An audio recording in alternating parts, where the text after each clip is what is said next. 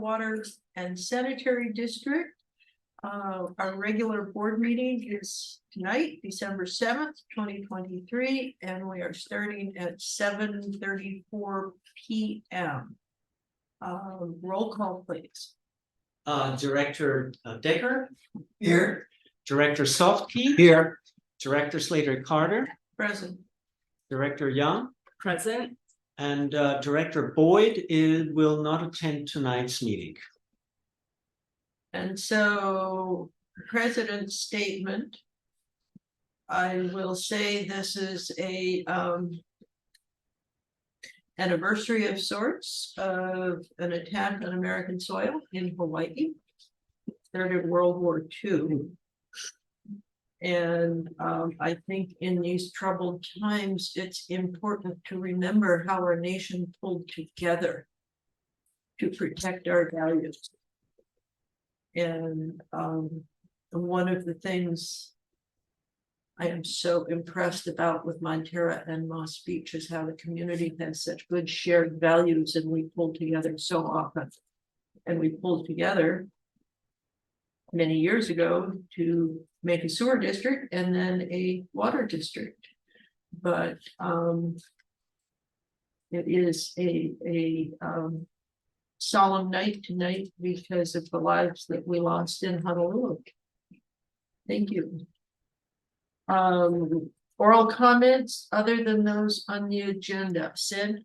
I would just like to mention that since the last meeting, while we're on solemn things, our former supervisor, Don Horsley, passed away at the age of 80.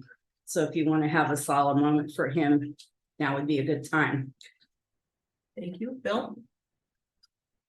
To your point about coming together in times of crisis, this is the third place I've been in my life where a community came together to defeat a freeway.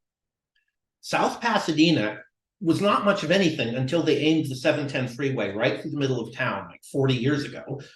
And the only defense was for the city to come together and find their identity and do everything they could to keep Caltrans from like blowing a hole through the middle. I at one point lived in Tacoma Park, Maryland, which is on the red line of the DC Metro, but still, whoever the authority was then planned on putting a freeway right through Tacoma Park, and now it is the haven of nonprofit people and do-gooder sort of left-leaning government types for all of the DC area, precisely because they came together to defeat a freeway. Now Montara is like 3 for 3. So part of what we need to remember is that the way to be a community is to actually gather in one space and figure out how to defeat evil, awful things oppressing you.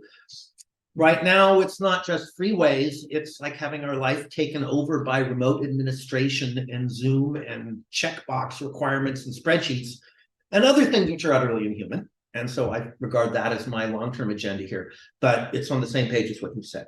Thank you. Looking for comments from the online audience. Greg? No? Jim? I just got here, so I'm sorry, I'm out of context. This is just oral comments if you want to comment on something, not on the agenda. Okay, not seeing your hand up. Let's move on to public hearing. There is none. Consent agenda. There are 10 items. Approved minutes for the regular scheduled board meeting of November 2nd and 16th, 2023. Approved financial statements for October 2023. Approved warrants for December 1, 2023. The SAM flow report. Monthly review of current investment portfolio. Monthly or connection permit applications received. Monthly water production report, rain report, monthly solar energy report, and monthly public agency retirement service report for September 2023. And we have all of these items on the consent agenda to be transparent to the public. So you can see what our checks are, what our expenses are, what our flow report is. It all tells you about the basics of running this district. So do we have a motion to approve? May I make a correction to the minutes, just a very minor correction? Please. On page 5, see which month, I mean. The November 2nd, page 5, Sarah Neals, her last name is spelled Neal, not Neil. That's really minor, but Thank you. sure. Good save. Mhm. Uh, And it's not O'Neill either, it's just Neil. anyone else have comments? All right, do we have a motion to approve the consent agenda? Second. Items 1 through 10. So Motion by Peter, second by Bill. All those in favor say aye. Aye. Aye. Motion carries. Nays, abstentions, okay, it does. Old business, we have none. New business, we have 3 items. The first being review and possible action concerning adoption of a connection charge report. Yeah, thank you, Catherine. This is a standard item that we have up for the year. This is Senate Bill 1716 that requires 1760, excuse me, that requires all local governments to make essentially the information available about the capacity charges. Those charges are restricted, and so what really they want to see is that those charges are that the capacity charges are used for construction purposes. And so we should provide this report. I want to thank Peter for providing this report that essentially shows how much connection charges we took in. And it shows also that we spent these on capital projects. So these are the first funds that we're prioritizing to be spent on capital projects. And I wanted to thank Peter Dicker for catching a little typo that we have corrected, and we filed a correct report, of course. And I would note for those online, this is for the sewer and water connection charges.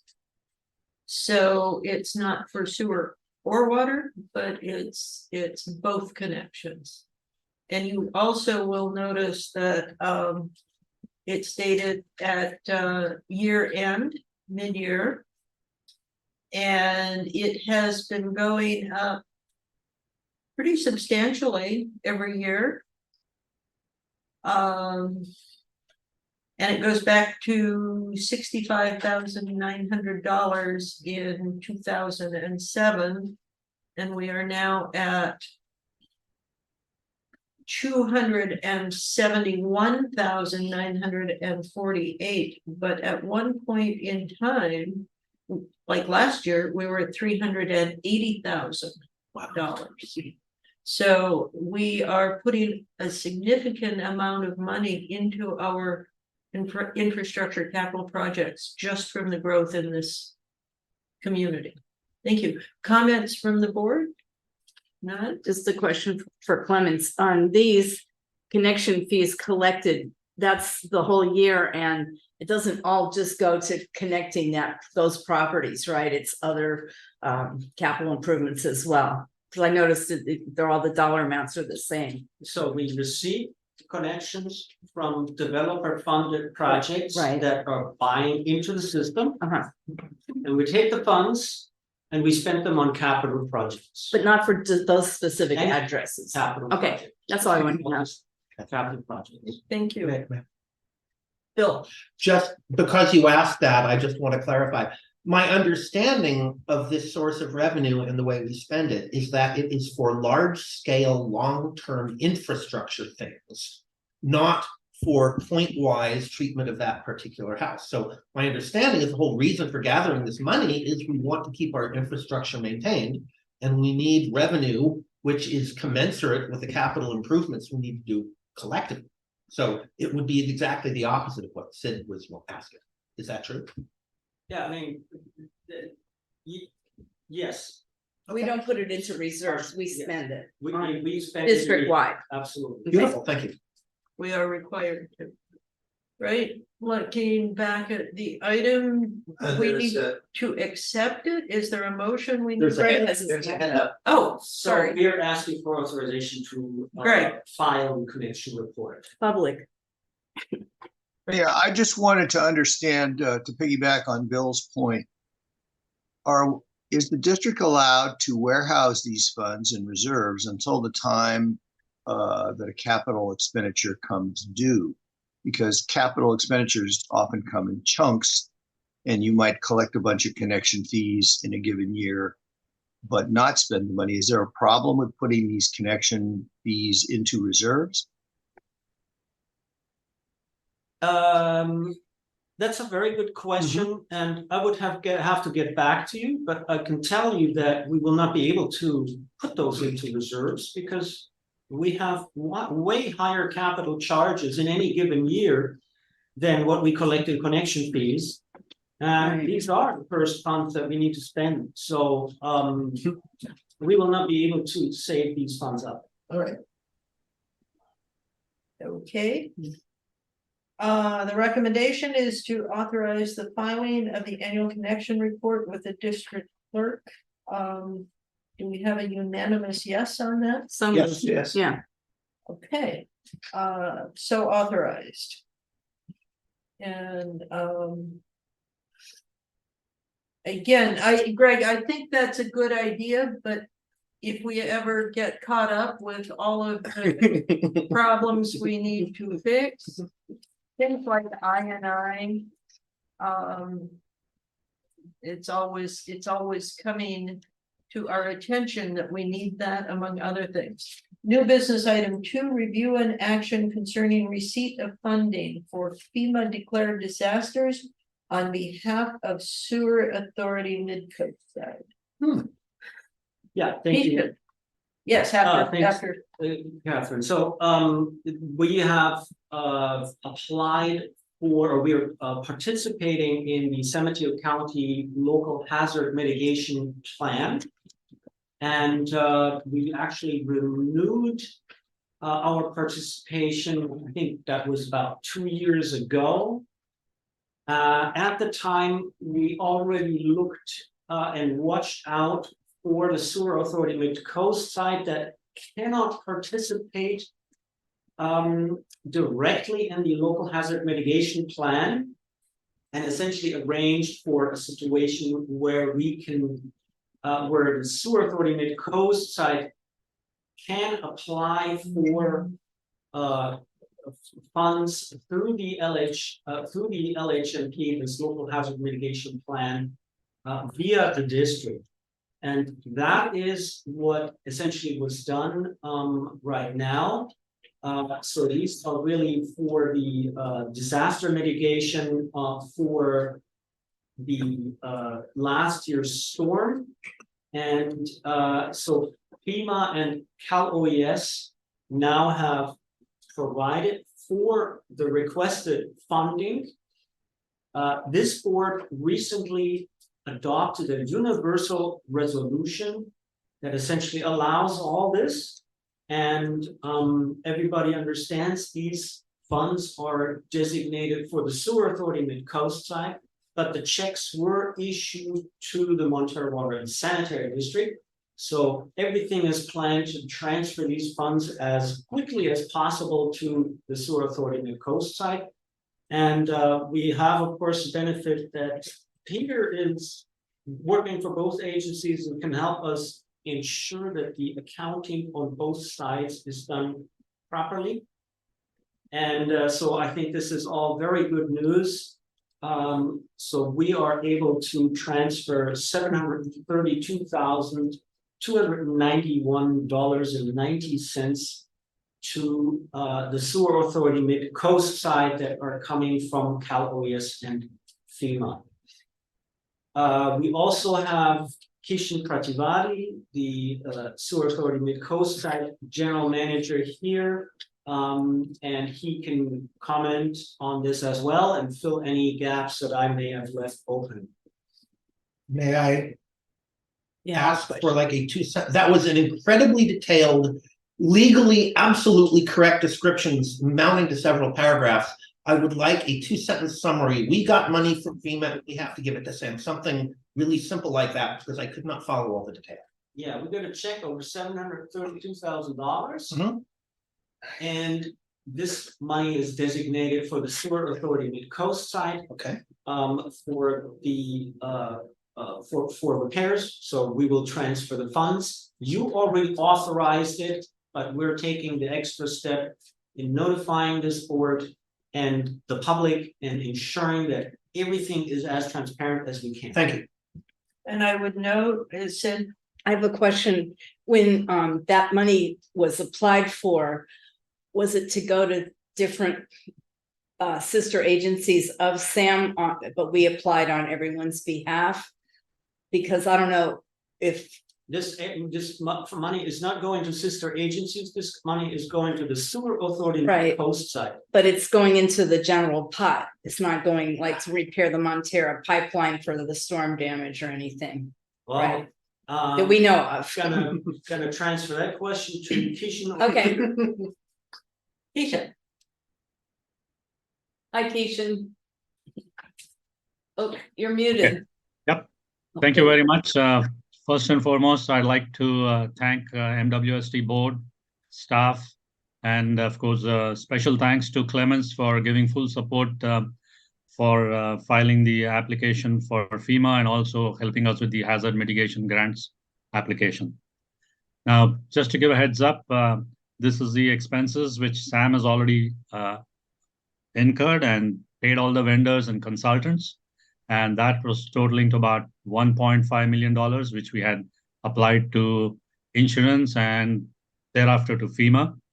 So out of the $1.5 million, FEMA's practice is to reimburse only 75% of the amount. The balance is supposed to be paid by the agency which files the application. So which comes down to about 1.2 million.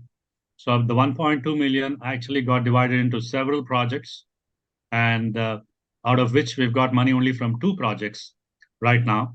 These have been broken down into about 6 projects. So the balance money should be coming. They are in various stages of discussions. Some of them have been inspected already, and RFIs have been generated. So it would take a little more time for us to get the balance of 450,000 or whatever, 460,000, but that will be coming very soon. FEMA's belief is that they would want the agency to be brought back to the same position we were prior to the winter storm, damage which occurred, which means whatever we spent on that, we should get it back. That is their mission, and we hope we'll be able to achieve that. And to Sid's question on the funds part of it, these have already been spent from the operating, from the budget revenues that we've got in terms of assessments from all the 3 agencies. So it would go back into the same pool. Am I clear? Mhm. Okay. I'm sorry, did you say there's still money that we have to pay in, or the FEMA still owes us some money? I FEMA missed that part. FEMA still owes us money, and that's going to come again in the same route. It'll Okay. come to Montara, and then it'll come to us finally. Okay, thanks. thank you. And I enjoyed your grand opening Oh, or your open house. Thank you for having it. thank you. So do we need a motion to receive the report, or just doing it is receiving? We're gonna send the funds along. No, we've already made Oh, that, Did he? we made that, Way back when? right, and Okay. if you look at the staff report, the universal resolution that we passed is effective for all past disasters and for those declared up to 3 years following the date of approval. So it's a long-term resolution, and it remains in effect even after the 3 years. In effect for the disasters declared prior to the expiration. And it's effective until the disaster goes through closeout unless it is superseded by a new resolution. There are just a minute, Bill. There are a long list in the staff report of the kinds of disasters that this covers, including flood mitigation, disaster relief, and fire and land earthquake. So building resilience in infrastructure and so on. So it was a very wise thing this board did for the future. So This is a slightly counterintuitive comment. I absolutely want this to happen. I want the check to move. I want Sam to be reimbursed. So I'm sure we're all on the same page.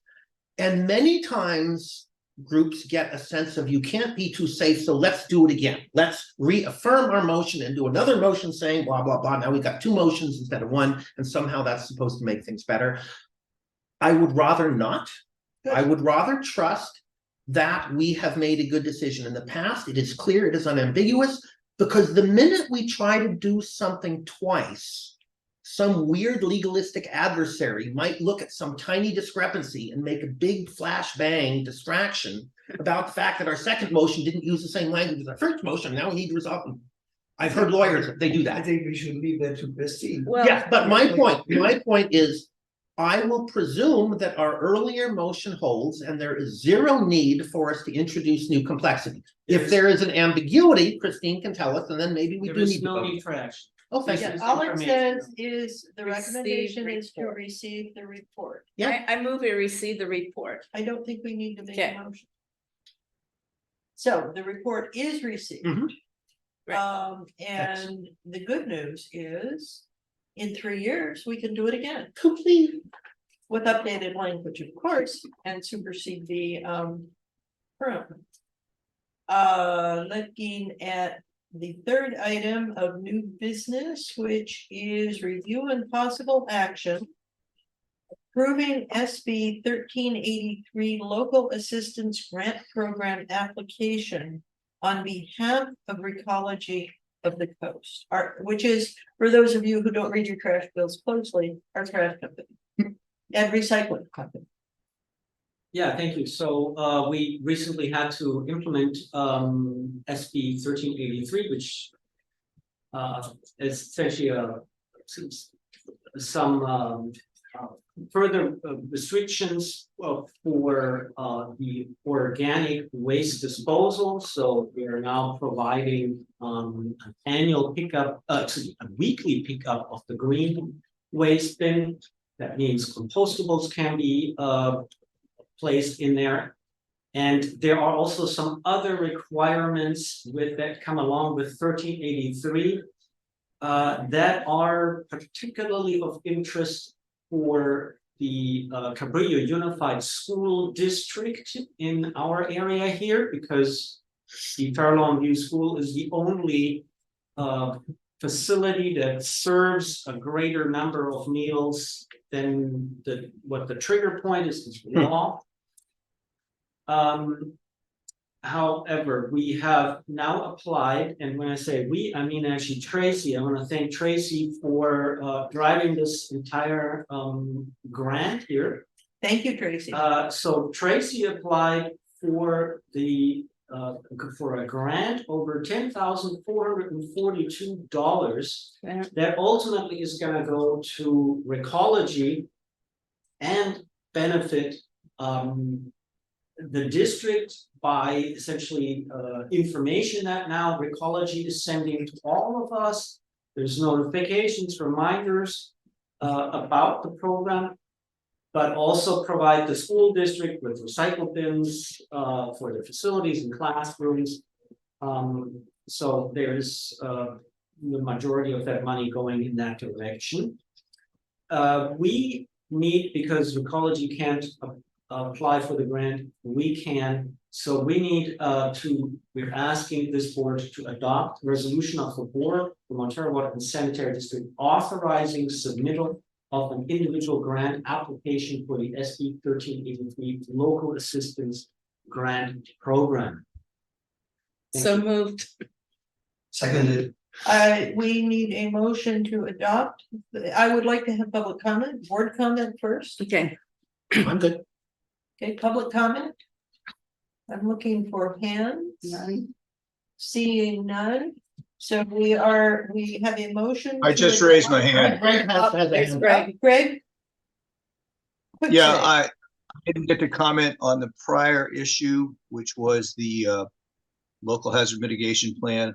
And I didn't want Catherine to be patting the district on its back, so I'll do it for you. I just want to say I appreciate your continued leadership in filing for this stuff, because El Granada and Half Moon Bay aren't. So it's great that you're taking this leadership stance. Appreciate it. Thank On the you. grant, did you mean on the grant or the last agenda item? Last agenda. Okay, thank The you. last agenda item, and I will note that's what I was referring to when I was talking about September 7th and the community pulling together to take care of itself too. So the motion on the table is resolution next in order. Resolution of the Board of the Montara Water and Sanitary District authorizing submittal of an individual grant application for the SB 1383 Local Assistance Grant Program. And it is for the total of $10,000. I'm so bad with numbers, $442. So we have a motion by Sid and a second by Bill. Roll call, please. Director Decker, Yes. Director Salke. Yes. Director Slater Carter, Yes. Director Young, Yes, motion passes 4-0. Nays, abstentions, motion passes. Thank you very much. Now we're moving into reports. And we are going to start with. Here we go. Oops, no, that was new business. Sewer Authority Mid-Coast side meetings and Keisha disappeared. I was going to ask him to make a comment. Oh, no, Keisha, Yeah. would you like to comment about the Just turn off this MCC video. meetings and about Susie too? you mean the Sam meeting? Oh, I'm sorry, Sewer Authority Mid-Coast side meetings is Sam. Yes. So in the last meeting, the board approved a contract for GSE construction for installing the digester mixing pumps, which are part of the capital improvement program. That was the main item which was discussed, if I remember right. And also wanted to inform Montara board that our administrative assistant, Susie, who's been with us for 16 and a half years, is actually retiring on December 28th. So we're going to take the resolution for retirement and appreciating her service to the SAM board on Monday, December 11th. We already have hired a replacement for Susie, and she will also be introduced to the SAM board on December 11th. And if people would like to send a note to Susie who have dealt with her at all, or even attend the meeting virtually, please do so. Susie's been there 16 years, Keisha. At 16 and a half, yep. And I keep telling her that when I feel depressed, I just call to hear her answer the phone. I have never heard a more cheerful voice in my life, and I'm sure the new person will be an excellent new person, but nobody will ever replace Susan. When I first visited Sam about a year ago, I just got this ebullient greeting as I came in, a little welcome sign and all kinds of stuff. So she was the first person I saw, and if there was a card floating around, I'd love to sign it. Yeah, It's is more there fun than clicking on something. No. Additionally, there was one other item which I forgot to mention. The SAM board voted to bring an item to the board in the next meeting, and that was for investigating the excessive flows which occurred during the winter storms of December 21 and December 22, January 23. So this has been a request from Mid-Coast Community Council, as well as, of course, I see Greg Degas putting a thumbs up. So this item is being brought to the board on December 11th, and we have actually located a consultant who has got tremendous experience in doing such things. And I've got a proposal from the consultant too, so I'm bringing it to the SAM board on December 11th. Yes. Excellent. So, That storm happened, I think, the first 24 hours I was in office here. And I remember being fascinated by the questions of what caused this huge overflow surge, and was delighted about 6 months ago, we heard from our hydrologists, who I think pretty much explained everything. So I remember hearing a very data-intensive presentation talking about rainfall and flow rates and all kinds of things. It would be wonderful if Sam could take advantage of the research we've already paid for and not have to repeat any of it. But since you know what's actually going on, I'm just saying I'd hope that would be right, now, true. these are two different. flow Excess problems. flow. Okay. One was what flooded the plant. Uh-huh. That's what we heard from. Yes. From, Mark Balance. about. Right. Yeah. This is what got into the pipelines that caused it to Okay. All right. Different thing. Never mind. overflow. Okay. Got it. Thanks. Thank you. But there's gonna be a specialist there saying it, right, Keishan? Yes, a Okay, third-party consultant. okay. Yes, and so moving on, Mid-Coast Community Council meeting. Greg, I'll try and keep it short. I just wanted to mention and follow up to the issue we had, the meeting where the school water was shut off at Farallon View. I don't have a final report on that, but my preliminary finding is that somewhere upstream, there was a failure in the planning and project management that put both the Cabrillo Unified School District and Montara Water and Sanitary District in a difficult position. It's just astounding that nobody required an inspection of important utilities before defining and scheduling all the work on that project. But I'll have something in writing maybe early next year on this. I'm still pursuing the contractor and the Division of State Architects. Some of you have seen that I also wrote an email today to Coastside Fire Protection District and some CAL FIRE people and a bunch of other people about fire response issues. This stemmed from an unfortunate fire destroying a house in Montara, but it also overlaps concerns the MCC registered in the response we gave to the Cypress Point affordable housing project in Moss Beach, where the roads are very narrow, where the planned routes to get the fire trucks to the back of that property to the emergency entrance are convoluted, and it's just a mess. So I just want you to be aware that there's an issue with the pressure in the hydrants, use of the hydrants. This is something I reported on back in 2018, where hydrants are not being regularly tested. Apparently, they're not even understood where they are. So I think there will be some involvement with MWSD. I'm not sure what it's going to be, but the first point of sending this out is to ask the Coastside Fire Protection District for an explanation of what happened at the Montara fire, and to get a pointed response from them on the issues that we raised regarding Cypress Point. We raised 19 different questions, and all we saw Coastside Fire Protection submit to county planning was a boilerplate list of requirements with nothing that was specific as to the difficulties engineered in the current plan for Cypress Point. I'd also mention in passing, I'm not involved, but they're requesting comments on the Moss Beach Fire Station.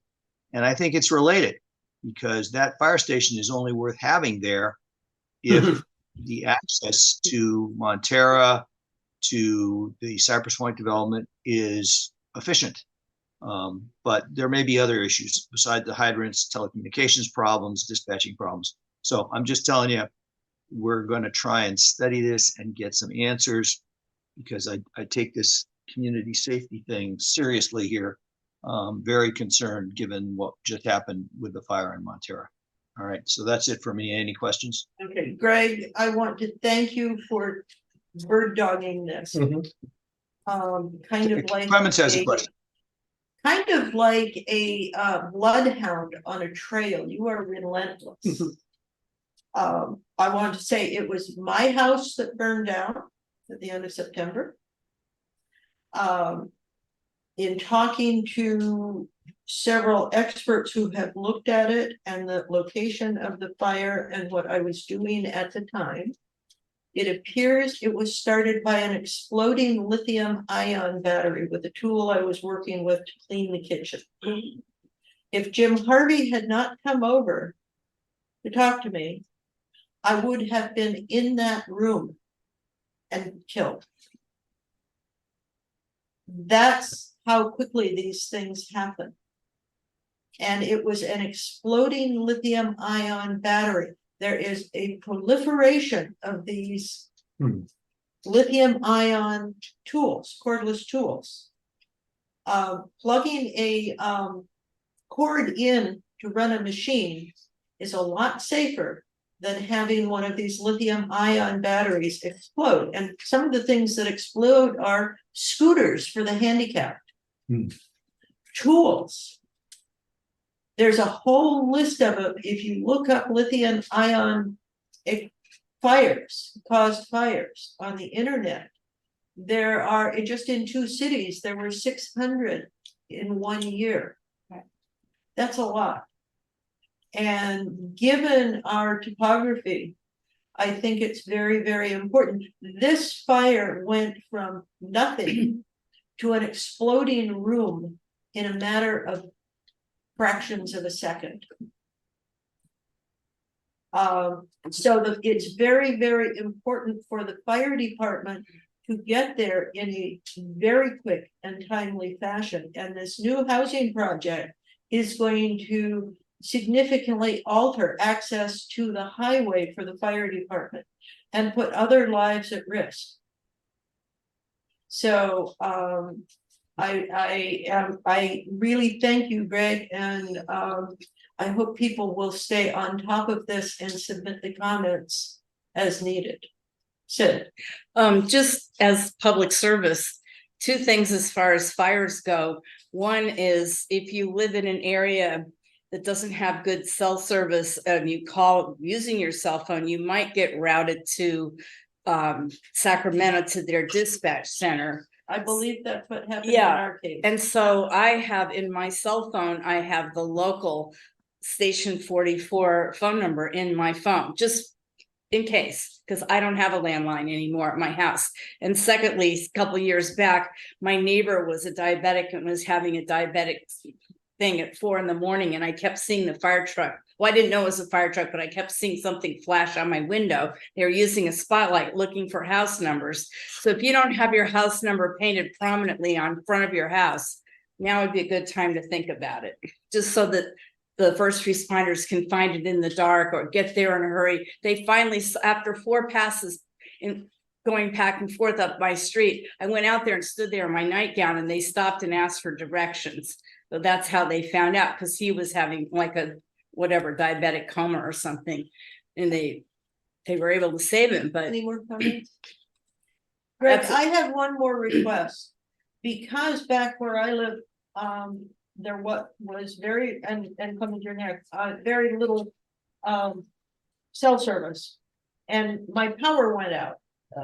So my cell service disappeared because I was reliant on a transponder in the house. And the county has dropped the ball on getting reliable service into our community of Montara and Moss Beach, not to mention El Granada. I would like Montara and Moss Beach to work with Midcoast Community Council. Maybe we can use this grant thing that we were just looking at for you, as Tracy, this is for you, to make an application for a grant to get cell service distributed throughout Montara and Moss Beach for these kinds of things. Well, If I could clarify, I'm not aware that the county has ever picked up the ball, let alone dropped it. We wrote a letter requesting funding for a feasibility study, and we got the backing of Half Moon Bay. And as you saw in our letter, every local agency, I think, maybe GCSD didn't agree, but the school district, everybody agreed with this. And I don't have a single reply from the county saying, yes, no, we're looking at it, anything. So I don't think they picked up the ball. And I'm meeting with Ray next week. I don't know where the bottleneck at the county is. Well, I Clarence, think what did you want? time for Montara to take up the cudgel again and protect our community. Clements. Thank you. Greg, you stated that there are pressure issues with the hydrants. That is completely wrong and erroneous.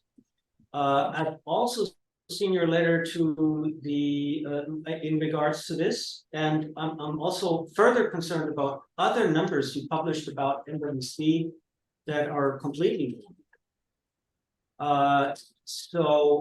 Yeah, I just wanted to say that I disagree with that statement, and I'm not in disagree. It's simply flat out wrong. No pressure issues in that vicinity of any hydrant. And So Clement, the source for my information is from CAL FIRE, but it's 5 years old. I got hydrant pressures for every hydrant in MWSD and CCWD service area. If there's newer data, I welcome receiving it, and I'll change what I'm saying and writing. okay, so you're mixing terminologies. That's what I'm getting to. There's no pressure issues whatsoever. You may be mixing flow and pressure issues, but that is dangerous. There's no pressure. Oh, good point. Yeah, good point. And there is no flow issues either. The flow issues, it's a question how this is determined, and other numbers that you're reporting about MWSD are also erroneous. Just want to point that out. Hopefully we can work to make sure that the numbers are accurate in the report so that the report stands instead of being subject to being discredited. He said it was old data he was looking at anyway. When's the next time the CAL FIRE is gonna test all the hydrants, or is that our job to test? No, it's CAL FIRE's. Do you know when they're gonna do it? Have they said? Greg? So there's no question about. No, they have not said. No. They have not said. Jim's raising his hand. Okay. Oh, yeah, I want to verify Clemens's comment that I mean, I'm not an expert on hydrants and how they look like, but it seemed to me there was no pressure problem with a hydrant. There was plenty of pressure once it was connected. There was plenty of pressure at that point. But the connection took quite a while. Yeah, the connection took a while. Yeah, that's another issue. And Clemens, I think Clemens was able to follow on his SCADA the pressure coming to the fire. You guys gotta be careful. You're mixing words that don't make sense. Don't use the word pressure in this context because it does not make any sense. Okay, I'm sorry. I just observing there was a lot of water coming out of the hydrant. I don't know. That's incorrect. That's different. That's English, That's yes. flow. Yes. Bill, That There- flow. Two points. One is my understanding of water flow and pressure is very much like electric flow and pressure. In which case you can have a ton of pressure as long as nothing's flowing. But if there's a huge chokehold in there, as soon as you actually try to take advantage of that pressure, the pressure drops. So it is possible that the pressure is high and yet the flow isn't adequate for firefighting. I don't know, but insofar as they interact, somebody should march around to all the fire hydrants and take however many minutes it takes to measure the pressure and turn them on and measure the pressure while they're turned on. My point is that I can't imagine that measuring every single hydrant in this area would take a crew more than a day or something like that, and we don't have to wait for California. So Pressure test of a hydrant takes a lot longer and it takes a lot of water. Okay, so we're testing our hydrants very targeted because of that. I would like, Tests, you're not changing the system. Whatever test in a hydrant has been performed, unless there's a significant change to the system, the test is valid. Regardless of. I think I've let this go on out of public interest, but I think there are enough questions from the board and probably the public that I'd like to see this as an agenda item for the public to understand the difference between flow and pressure and testing and who's responsible. And because this has been Right, so. an issue for a decade. Bill is right on target. It's like volts and amperes. And there is a problem if you mix these things freely and it starts not making any sense. And I see the same thing, Greg, with the numbers. Okay, just want to caution you with the numbers are very wrong that you publish in this context. And I think we have to be careful what is published about this agency, particularly if it's erroneous. And it's just showing the agency in a bad light, because we are performing very good in this area. So I'll accept a written correction and publish it if you'll forward it. May I speak now? Okay. Please. Yeah, all right. Clemens, can you just tell me how many dollars worth of water does it take to test a hydrant? 1, 10, 100, 1,000? Just roughly.